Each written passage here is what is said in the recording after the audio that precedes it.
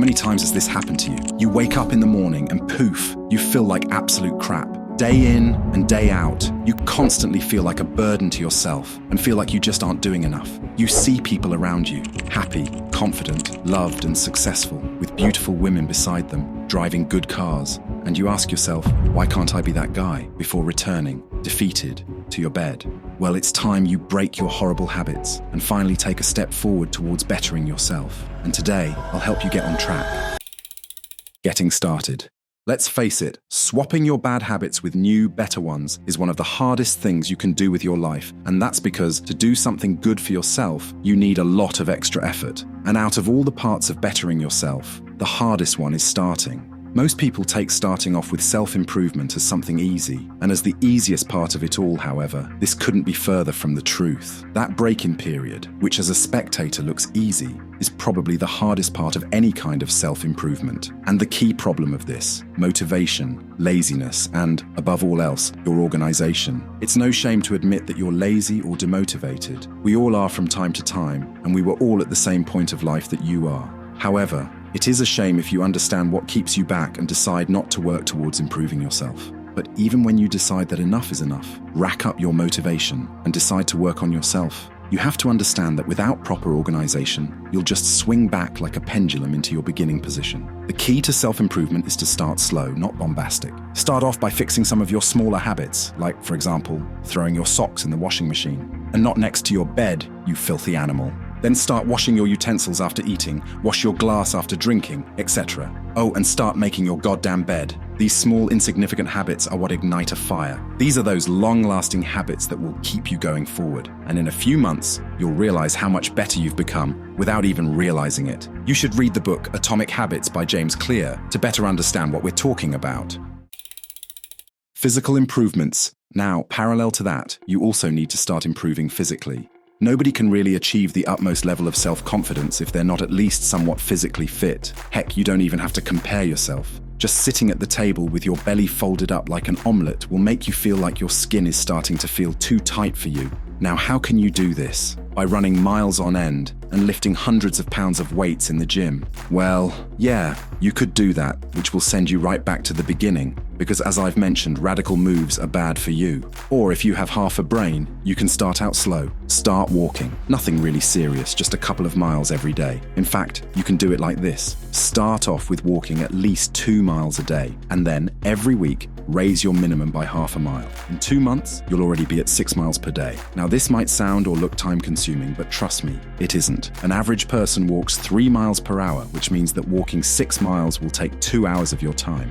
And if you start walking instead of driving a car, taking a cab or bus, you can just detract your regular commuting time from those 2 hours, which means that you'll be wasting much less time than you realize. However, just walking won't help you enough. You need to start working on your diet too. Some people would try and make you believe that cutting off all carbs and going for a keto diet or a protein-only diet from the get-go will help you lose weight. Those people are idiots. This will not only reset you back to your starting position, but it will also make you gain weight once you get tired of it and decide to make up for all the missed cravings and start stuffing yourself with fast food.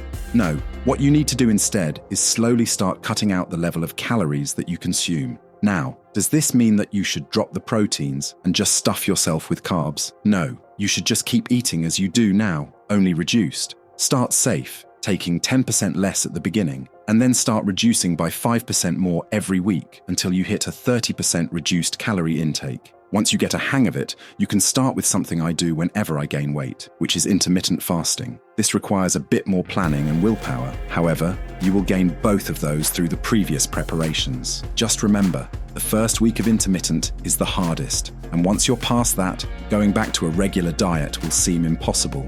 After it becomes a habit, you can start regulating what kind of food you eat, as then and only then it will not become a drag for you. Now, parallel to this, you need to start hitting the gym. Again, slowly. Find some free time and lift some weights for an hour. Don't start off going to the gym 7 times a week. Hit it once every 2 to 3 days and stay committed. Sometimes, if you're not feeling like it, it's better to go to the gym and slack off than to stay home, as it introduces and maintains a habit of going to it.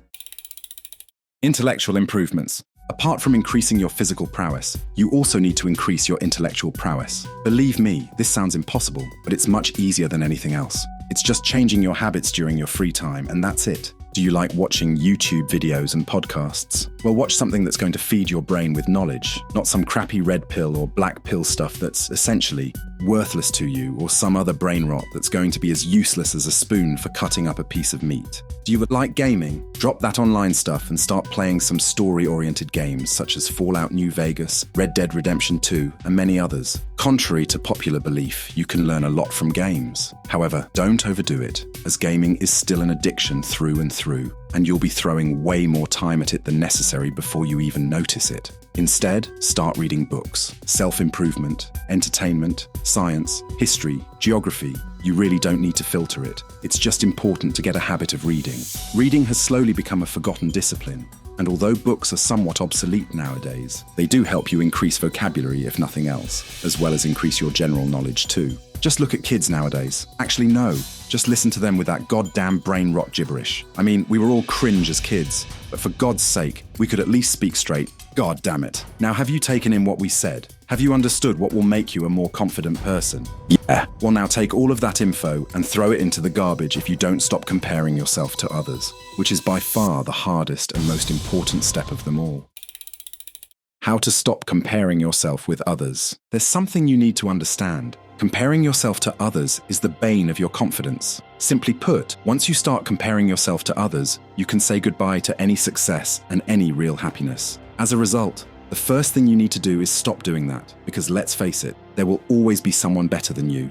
There will always be someone who started earlier with the gym, someone with better genetics than you, someone with more inherited money, and someone smarter and more successful. And that's okay. Because that's the way things are. That's how the world always functioned. That's why you need to inculcate this idea into your daily thoughts and use them as a counter mechanism to your constant comparisons. Now, this is easier said than done. One of the best things you can do to stop comparing yourself to others is to just quit social media. However, you, me, and many other people are addicted to it to an extent, some of us more or less than others. In this case, it'll be better for you just to reduce it. And for that, you can use various available apps. And if comparing yourselves to others really gives you a hard-on, and you like feeling like a depressed little coward, then start comparing yourself to those who are less fortunate than you in equal measure with those who are more fortunate. Soon enough, you'll realize that there's no point in doing so. Also, stop sucking yourself off in the mirror every time you lift dumbbells and get a solid pump. Sure, it's okay to admire what you've achieved, but there's a limit to everything. And by doing this, you'll just inflate your ego.